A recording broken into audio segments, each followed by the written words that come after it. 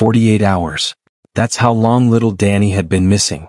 The search teams were exhausted, hope was slipping away, and then out of nowhere an old retired police dog lifted his head, caught a scent no one else could, and led rescuers straight to the boy. This is the true story of Rex, the hero no one saw coming. Pause for effect, look into camera. But before we get into this incredible rescue, I want to know, what time is it where you are right now? And where in the world are you watching from? Let us know in the comments below. And if you love real-life animal hero stories, hit that subscribe button so you don't miss the next one. It was a crisp autumn evening in the small town of Redbrook, the kind of night that carried the scent of burning wood from chimneys and the sound of laughter across the rolling hills. The streets glowed under the soft orange light of lampposts, and every storefront was adorned with pumpkins, straw bales, and twinkling harvest lights. The leaves, in every shade of orange, amber, and gold, danced lazily in the breeze before settling on the cobblestone streets. The annual Harvest Festival was the heartbeat of the town that night. Children darted between stalls, clutching caramel apples. Parents lingered over hot cider and conversation. And somewhere near the center, a band played cheerful folk music that kept toes tapping and spirits high. But joy can turn in an instant. By nightfall, one sound cut through the warmth and chatter like a knife. The piercing, trembling cry of a mother's voice. He's gone. My son's gone. The music faltered. Conversations died mid-sentence. Faces turned toward the sound, and the crowd parted to reveal a woman, her hair disheveled, her eyes wide with panic, clutching at the arm of a uniformed officer. She gasped out the words again, each syllable ragged. Her son, 8-year-old Danny, had been playing just minutes earlier at the festival's edge, near a row of hay bales and the line for the pumpkin carving contest. He'd been wearing his favorite green hoodie, the one with the dinosaur patch on the elbow. Then, without warning, he was gone. No one saw him wander off. No one saw anyone take him. He had simply vanished. The response was immediate. Officers spread out, radios crackling with urgent voices. Neighbors grabbed flashlights and lanterns. Volunteers fanned through streets, backyards, and alleyways, calling Danny's name into the cool night air. The search bled into the first cold hours of night. Porch lights flicked on across Redbrook as more residents joined the hunt. By midnight, the mayor had authorized a full-scale search, complete with helicopters sweeping the perimeter of the nearby woods, their spotlights slicing through the darkness. By morning, Danny's photo, freckled cheeks, shy smile, messy brown hair, was on every phone screen in town. Officers reviewed festival security footage. Search dogs sniffed at small shoes left at home, trying to catch his scent. But the skies opened just after dawn, and a steady, cold rain soaked the streets and forest floor, washing away most of the evidence. Fear began to settle in the bones of the search party. The woods on the outskirts of Redbrook were dense and unforgiving, twisting paths that led to sudden drops, narrow ravines, and creeks that ran deceptively fast this time of year. And as the day wore on, the air grew colder, the hours ticking toward the point when a lost child in the forest could succumb to the elements. In the midst of this storm of activity and dread, there was one figure who remained oddly calm. Leaning against a weathered wooden fence on the edge of the search command post was a German shepherd, old, gray-muzzled, his amber eyes sharp but patient. His name was Rex. Once he had been the pride of the county's K9 unit, a dog who could track a scent for miles, who had faced down armed suspects, who had found missing hikers buried in snow. He had worked side by side with his handler, Officer Tom Bennett, through countless tense nights and high-stakes rescues. But now, at 12 years old, Rex was just a family pet. His days of sprinting through forests and launching into action were long behind him. His hips ached in the morning, and his runs had become slow strolls. Tom had brought him along to the search not to work, but simply because the old dog hated being left behind. No one expected him to do anything more than sit quietly, perhaps offering comfort to the worried children gathered at the edge of the crowd. And yet, as the hours dragged into the second day, something changed. It began with the way Rex's ears pricked suddenly toward the tree line, how his nose lifted into the air as if catching a whisper the rest of the world had missed. His eyes sharpened, his breathing slowed. Deep in his chest, the faintest growl began to rumble. It was a sound Tom hadn't heard in years, an instinct stirring, old training sparking to life. Something had awoken in Rex. And though no one else noticed it yet, soon everyone would. It began as something almost imperceptible, a subtle twitch in Rex's left ear, the kind of movement only a handler who'd spent years watching him would recognize. His head tilted slightly toward the distant treeline, eyes narrowing to amber slits. Then the change deepened. His chest rose in a slow, deliberate breath, nostrils flaring as if tasting something in the air no one else could sense. Tom froze, the chatter of nearby volunteers fading into background noise. He knew that posture. It wasn't curiosity. It was recognition. And then came the sound, a low rumbling growl from deep within Rex's chest. Not aggressive, but alert, focused like a warning to the world that something was out there. It was a sound Tom hadn't heard in years, not since the nights when they'd been partners on the street, waiting in the shadows for a suspect to make a move. "What is it, boy?" Tom murmured, crouching beside him. His voice carried the same tone he'd used in their working days, part question, part trust. Rex took one step forward, nose high, the gray around his muzzle catching the thin autumn light. He inhaled again, deeper this time, his body shifting as though shedding the stiffness of age. The old ache in his hips seemed forgotten. Another step, then another. The leash, which had been slack for most of the day, went taut in Tom's hand. A volunteer standing nearby noticed the sudden change. "Tom, is he?" she began, uncertainty in her voice. "I don't know," Tom replied honestly, eyes locked on his dog. "But I've learned not to ignore him." There was no command, no discussion. Rex simply began to move, and Tom followed without hesitation. They left the hum of the search post behind, the damp grass crunching softly beneath their boots and paws. The air grew cooler as they approached the treeline, carrying the earthy scent of wet leaves and distant rain. To most it was just the smell of the forest. But Rex's head stayed high, not pressed to the ground as he might have done when tracking a scent trail. This was different. He was reading the air, catching invisible threads of scent carried by shifting breezes. They crested the first ridge, where the light from the open fields gave way to the dim embrace of the woods. The canopy swallowed them in shadow. Rex paused, muscles taut, ears swiveling like radar dishes. Then, without warning, he veered sharply to the right, weaving through a tangle of underbrush with deliberate precision. Tom's pulse quickened. He knew that kind of turn. It wasn't random. It was decisive, driven by certainty, not guesswork. "Are you saying you smell him?" Tom whispered, barely audible, as if afraid to disturb the moment. No one else could see what Rex sensed. No one else could feel that electric hum between dog and handler, the silent language forged over years of trust and shared danger. Tom had seen this look before. It was the same unshakable focus Rex had when he'd found two lost hikers during a snowstorm, the same drive that led him to a collapsed barn where a trapped farmer lay buried under debris. When Rex locked onto something, there was only one outcome. He would find it. And right now that look was back. It didn't matter that Rex was 12 years old. It didn't matter that his working days were long behind him. The instincts were still there, sharp as ever.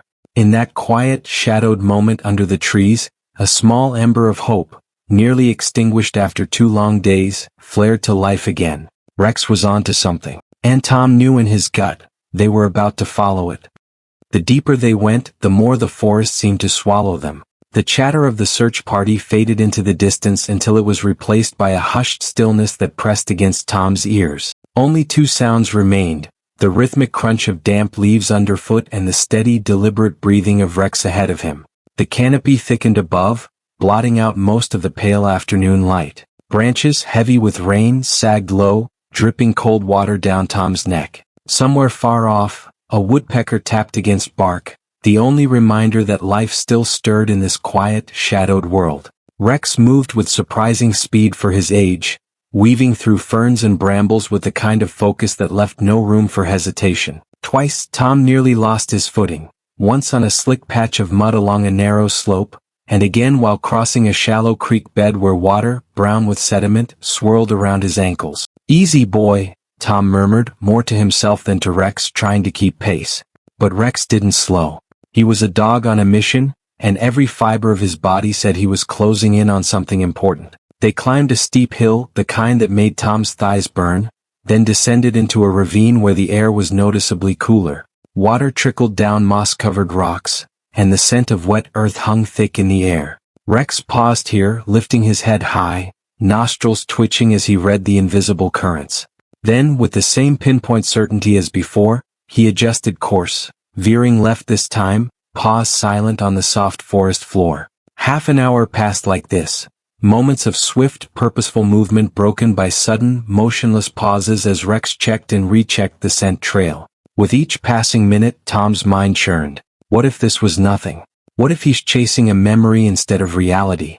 The rational part of him knew scent could linger in strange ways, clinging to leaves or bark long after a person had passed. And yet, something about Rex's intensity kept Tom moving forward. Then, it happened. A sound, faint. So faint that Tom almost dismissed it as imagination. It was a thin, fragile noise that barely rose above the rustle of branches in the wind. He stopped, holding his breath. There it was again, this time clearer. A small, muffled whimper. Rex froze, every muscle taut, ears swiveling toward the sound like radar dishes locking onto a signal. Then, without warning, he lunged forward with a burst of energy that startled Tom into action. The bark that followed was deep, commanding, and it rolled through the forest like a warning bell. "Danny?" Tom shouted, his heart leaping into his throat. Silence answered him. A cold knot formed in his stomach, but Rex wasn't waiting. He was already scrambling over a tangle of fallen logs, his paws digging at damp wood, nose pressed into a narrow, shadowy gap beneath them. His tail thumped once, twice, then his barking grew sharper, more insistent. Tom dropped to his knees, ignoring the mud soaking into his jeans. He pushed aside a curtain of wet leaves and peered into the darkness. And there, two wide, frightened eyes stared back at him. It was Danny. The boy's face was pale, his cheeks streaked with dirt, but those eyes, they were alive. "Hang on, buddy," Tom whispered, his voice catching. "We've got you." Rex let out a single, low huff, almost as if to say, "Told you so." For a heartbeat, Tom thought his mind was playing tricks on him. Two wide, glassy eyes peered back at him from the darkness, blinking slowly as if unsure whether the man crouched outside the logs was real. The face was pale, dirt smudged in streaks across the cheeks, lips cracked from the cold. Strands of damp hair clung to his forehead, and the torn sleeve of a green hoodie sagged loose around a thin arm. It was Danny. Tom swallowed hard, willing his voice to stay steady. "Danny, buddy, it's okay. We're here," he said gently, crouching lower so his eyes were level with the boy's. His words carried the calm, slow cadence of someone speaking to a frightened animal, measured, warm, and full of assurance. Danny didn't answer. He didn't even seem to hear Tom at first. His gaze slid past him, locking instead on Rex. The old German shepherd had lowered himself onto his belly, creeping forward until his muzzle was inches from the boy's tiny hand, which poked out through the narrow gap in the logs. Rex let out a quiet, throaty whine, his amber eyes never leaving Danny's face. His tail twitched once against the damp ground, then again. The boy's lips trembled. He drew in a shaky breath. "Doggy," he whispered, the word barely audible, rasped from hours of crying and calling for help that never came. Rex leaned in, pressing his cold nose to Danny's fingertips before giving them a slow, deliberate lick. The tail thumped again, this time with more strength. It was the kind of gesture only a dog could give, pure reassurance, silent but unshakable. Tom's chest tightened. He reached for his radio with one hand while keeping the other braced on the log. "We've got him." His voice cracked with the urgency of the moment. "I repeat, we found Danny.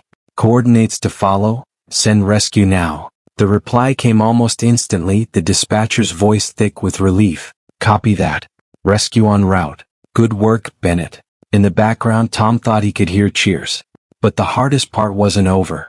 Danny wasn't just hiding, he was stuck. The hollow he'd crawled into was a cramped pocket created by a tangle of collapsed logs, twisted vines, and roots as thick as wrists. His right foot was wedged tight between two gnarled roots, his body pinned in a position that left little room to move. "Hang in there, kiddo," Tom said.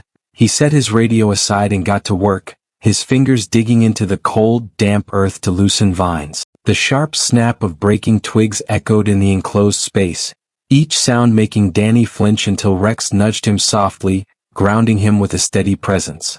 Tom pulled one vine free, then another, feeling the resistance ease slightly. Rex stayed close, eyes darting between Tom's hands and Danny's face, as though keeping watch over both. Finally, with a grunt and one last twist of his wrist, Tom freed the boy's trapped foot. "Okay, here we go," Tom murmured, sliding his hands under Danny's arms. The boy was light, too light, and his small frame trembled as Tom gently lifted him out into the open. The moment Danny cleared the logs, Rex pushed forward, pressing his head firmly into the boy's chest. Danny's arms went around the dog instantly, clutching at the thick fur like a lifeline. He buried his face into Rex's neck, the muffled sobs that followed spilling out in quick, shaky bursts, the kind of sobs that empty every ounce of fear that's been building inside. Tom stood over them, mud on his knees, breath heavy in his chest. For a long second he didn't speak. He just let the reunion happen. It was the moment everyone had been praying for, and it belonged entirely to the boy and the dog who had found him. By the time the rescue team made their way down the narrow path, Danny was no longer clinging in fear. He sat cross-legged on the damp ground beside Rex, one small hand buried in the dog's thick fur, the other tracing the edge of his collar. The two of them looked as though they'd been companions for years, bound by something that couldn't be explained, only felt. The paramedics knelt down beside him, gentle and deliberate. "Hey buddy," one of them said softly, "we're just going to take a quick look at you, okay?" Danny nodded, still holding on to Rex with his free hand. The examination was quick. Scrapes on his knees and elbows, dirt under his fingernails, a small bruise on his temple and a mild sprain in his ankle. "He's lucky," the medic told Tom quietly. "Cold night like last night? Could have been a lot worse." When it was time to leave, Tom offered his hand to Danny. "Ready to go home?" he asked. Danny hesitated, glancing at Rex first. The dog had already risen to his feet, stepping to the boy's side as if answering for him. The trek back to the clearing was slow but steady. The late afternoon sun filtered through the trees in soft beams, casting long shadows across the forest floor. Every step Danny took, Rex matched it perfectly, never rushing ahead, never lagging behind. Halfway through the walk, faint voices began to drift through the trees. It was the search party, still stationed at the forest's edge, their calls blending with the rustle of leaves. Word had already spread over the radio. They found him. But knowing and seeing were two very different things. And then, at the break in the trees, the first glimpse of green appeared. The hoodie. Someone shouted, "They're here," and the crowd surged forward, a wave of relief breaking all at once. Cheers erupted.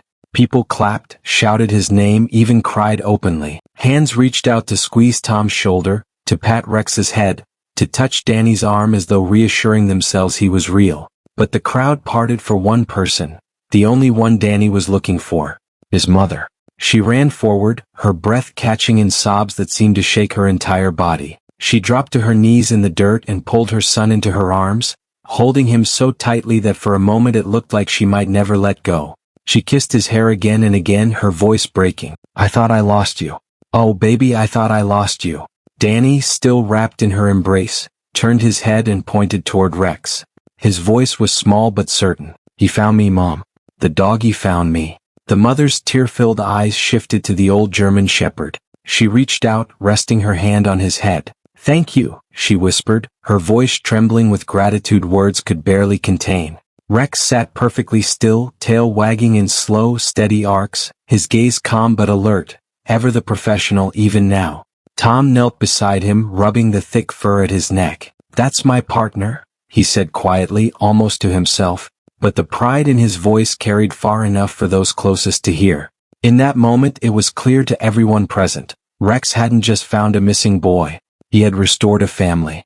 The story spread faster than the autumn wind sweeping through Redbrook. Within hours of Danny's safe return, the local news vans were parked along Main Street, their satellite dishes pointed skyward. The headline flashed across television screens that evening in bold white letters. "Retired K-9 finds missing boy in woods." The accompanying image was one that would melt even the most stoic heart. Danny, small and scruffy in his green hoodie, arms wrapped around the thick neck of an old German shepherd, both of them looking at the camera as if they just shared a secret only they understood. By the next morning, the photo was everywhere, on the front page of the county paper, plastered across social media, and even shared by out-of-town news outlets. People in neighboring towns began stopping Tom in the grocery store or at the post office, asking if that was the dog. "It's him," Tom would say with a small smile, and inevitably, their gaze would drop to Rex, who would sit patiently as strangers reached out to pet him. His tail would wag politely, but his eyes were always watchful, still carrying that quiet dignity that had defined his years in service. Reporters wanted interviews. Camera crews asked to film reenactments. The most common question came again and again: how did he know where to look? Tom never overcomplicated the answer. He'd shrug, glance at Rex and say, "Some dogs never lose the calling. Rex may be retired, but a K9 never stops being a K9." Back at home, life for Rex slipped into its familiar rhythm, napping in sunbeams that stretched across the living room floor, padding to his food bowl when dinner was served, curling up by Tom's recliner in the evenings. But there was something different now, in the way he held his head a little higher, in the sharper alertness of his ears when the wind shifted, in the way his gaze lingered a moment longer on the tree line when they went for walks. It was as if something inside him had been reignited, a spark that had dimmed with age now glowing brighter than ever. A week later there was a knock on Tom's front door. When he opened it, there stood Danny and his mother. Danny was clutching a paper bag, his cheeks pink from the cool air. Inside the bag was an assortment of treats, beef jerky, biscuits, even a squeaky toy shaped like a police badge. But what caught Tom's attention was the small black box Danny held separately in his hands. "Can I give it to him?" Danny asked shyly. Tom nodded and Rex trotted over, curious. Danny opened the box to reveal a brand new leather collar, the stitching clean and sturdy. Hanging from the front was a gleaming silver tag engraved with the words, "Hero of Redbrook." The boy knelt down and carefully slipped the collar around Rex's neck, fastening it with small, deliberate fingers. He leaned in close and whispered, "So you remember me?" Rex licked his cheek once, a slow, deliberate gesture, as if sealing the memory forever. Tom stood there quietly, a lump in his throat. In all his years on the force he had seen bravery in many forms, but this was something pure. Rex had saved a life not because it was his job, not because of training, but because it was who he was. And sometimes, the greatest heroes are the ones no one expects. In the weeks that followed, the rhythm of life in Redbrook began to return to its usual gentle pace. The harvest decorations came down, the air turned sharper with the promise of winter, and the chatter in the town square shifted back to holiday plans and weather forecasts. But beneath the surface, the memory of what had happened lingered like an ember that refused to fade. The story of Rex had stretched far beyond Redbrook's borders. Local parents told it to their children at bedtime, describing the brave old dog who had followed his instincts and found a lost boy when hope seemed to be slipping away. Teachers used it in classrooms as a lesson about loyalty and courage. Police departments across the county invited Tom to bring Rex to community events. The old shepherd would sit calmly among the crowd, his fur peppered with silver, his eyes scanning quietly just as they always had. Children would come forward timidly, only to find themselves enveloped in the warmth of his gaze. Parents would thank Tom, often with tears in their eyes, for reminding them that heroes come in many forms. Online, the story had taken on a life of its own. Animal lovers from across the country, and even abroad, shared articles and videos about the miracle dog of Redbrook. The comments were filled with gratitude, admiration, and even stories of other animals who had stepped in to save a life. Rex's name had become a symbol of quiet, steadfast courage. But for Tom it wasn't about headlines or applause. It was something much deeper. Watching Rex that day in the woods, seeing the years melt away as his partner followed an invisible trail through mud, ravines and shadow, had reminded him of everything they had been through together. The hours of training in biting cold and summer heat. The tense standoffs where every second counted. The rescues that had ended in tears of joy, and the ones that hadn't. Theirs was a bond that couldn't be explained to anyone who hadn't lived it. It was trust without question, understanding without words. A lifetime of shared work and shared silence. One night, not long after the rescue, Tom sat on the porch as the last light of day painted the horizon in shades of gold and crimson. Rex lay at his side, head resting heavily on Tom's knee, his breathing slow and steady. The crickets had just begun their evening song, and the distant hum of the town was softened by the cooling air. Tom reached down, running his hand through the thick fur at Rex's neck. His voice was low, meant for no one but the dog beside him. "You've saved a lot of lives, partner," he said, a faint smile touching his lips. "But that one was special." Rex didn't move at first. Then, with the same deliberate calm that had defined his entire life, he thumped his tail once against the porch boards. Just once, slow, steady, certain. His gaze stayed fixed on the horizon, as if keeping watch over something only he could see. Tom followed his eyes, and for a moment the world felt still. There was no past, no future, only the quiet certainty that some bonds outlast everything else. Sometimes heroes wear badges. Sometimes they don't. And sometimes, they just have 4 paws, a nose that never lies, and a heart that refuses to give up. And in Red Brook, everyone knew, as long as Rex was watching, they were never truly alone. Rex didn't save Danny because it was his job, he saved him because it was in his heart. And that's what makes this story so powerful. Sometimes the greatest heroes aren't the ones wearing badges, but the ones with 4 paws and a heart that refuses to give up. If you believe animals like Rex deserve to have their stories told, hit that subscribe button and join our community of animal hero lovers. And tell us in the comments, what's the most amazing thing you've ever seen an animal do? We'd love to share your story next.